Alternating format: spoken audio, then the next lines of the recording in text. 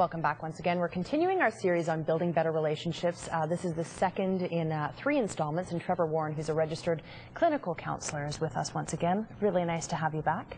Good to be back. So, Trev, let's talk about conflict in relationships. That's the focus of today's segment. And I think most of us, some of us don't think that we're very good at conflict, or we say that we don't deal with conflict well, or we don't want to deal with conflict. But isn't it normal to have that in a relationship? Well, absolutely. And normally that's the issue, is that how you frame what conflict is for can make a big difference in terms of.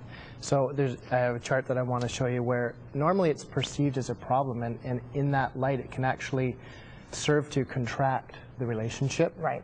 And when we're talking about conflict, is this arguing, yelling at it, or is it just disagreeing? How are you defining conflict? Well, any of that, especially where we start to feel it move in our bodies, where we still feel reactive. Right. I think that's where it starts to really become conflict, where we reach that impasse that we talked about last time, right, where we lock get heads. Stuck. Yeah, absolutely. Okay, I got it. So usually it's something, when it comes in, it's painful, it's something to avoid, and it's usually an indicator that it's indicating the failure of a relationship in some way, right?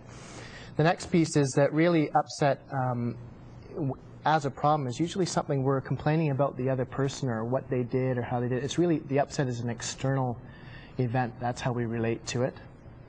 The next piece is, of course, if we have enough problems listed that inevitably grow over time, those will be the things that we point to, that we say, this is why this relationship isn't working out, and this is why we're going to leave. Okay. And this is one of kind of the funnier ones in this, is that our goal oftentimes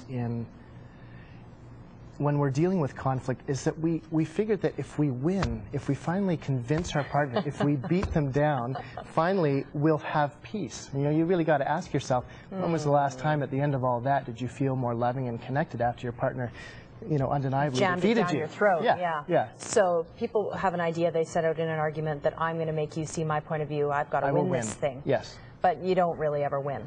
You don't ever really win, and really the ultimate goal of greater peace or harmony in the relationship doesn't evolve in that.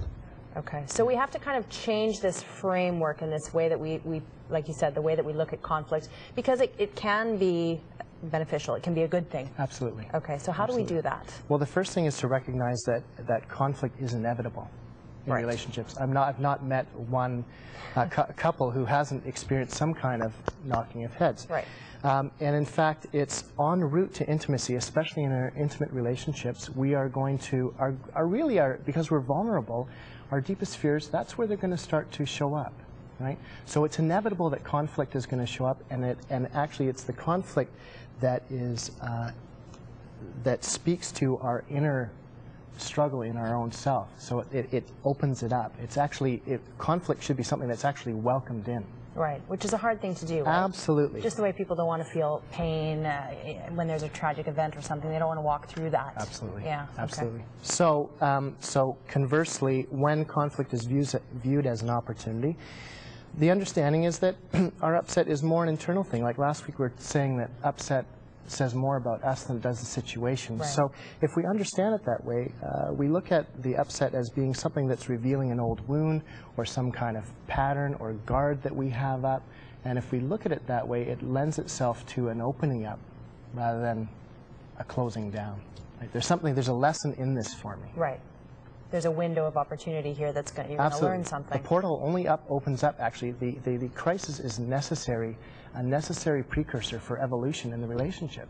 If you don't have conflict, you're not going to grow. That's a light bulb right there. Boom. Crisis is necessary. Necessary. For the evolution of a relationship. Absolutely. Okay. Right. So if that's true, and there's a bunch of lessons here for us in the middle of this conflict, then that would say it's not the reason to leave, it's the reason to stay. Right. And you could leave, you could go, but what you're going to do is whatever that lesson was there for you in that particular conflict or that series of conflicts is just going to show up in the next relationship usually. And so now the goal is different, right? The goal is not to win, but to understand. The goal fundamentally is a mutual understanding. It's not a win-lose, it's a win-win. It's a place where we have a greater understanding for each other, where we actually grow ourselves, and that is where we find more harmony and peace in our relationships. So it really is one heck of a peaceful household, Trevor Warren, I'm telling you. Well, no, we do have conflict, but we do have an agreement. We ask ourselves, what brings harmony and peace, rather than how can I win or how can I beat this person in the conflict. All right. You're a good person to talk to. All kinds of neat ideas and kind of aha moments. Here's the information on your screen. If you'd like to learn more, you can contact Trevor at CoreQuest Counselling and Consulting. And the phone number's on your screen right now. It's 604-980-2673. And the website's also great. It's counsellingvancouver.ca. And Trevor, we look forward to seeing you next week. Yes. Thanks for being here. Thank you.